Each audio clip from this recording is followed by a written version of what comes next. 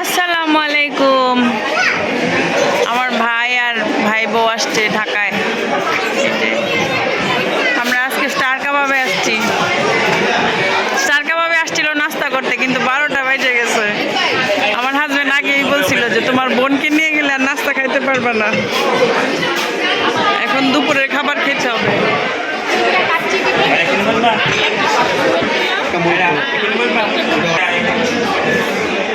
Star কাবাবের catch catch catch catch না আহিয়া, কি খাবা? কি খাবা?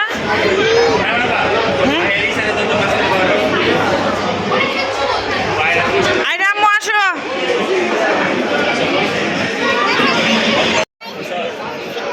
আমার মেয়েটার জ্বর অল্প অল্প কমে, দুজনেরই ঠান্ডা লাগছে, ঠিক না? যা জ্বরের গোষ্ঠী তোরা। কি খাবা? খাবা না?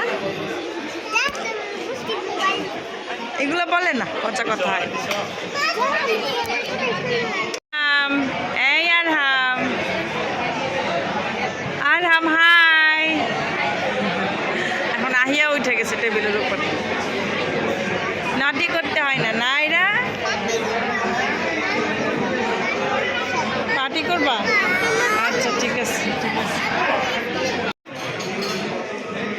আমাদের খাবার দাবার, আমার রুমালি রুটি, সবজি আর চিকেন জাল ফ্রাই, অনেকের মোরগ পোলাও, আর ওদের মনে কাচ্চি কুচ্ছি 2জন 3জন, টিঙ্কু আর রায়না, টিঙ্কু আর নিতু।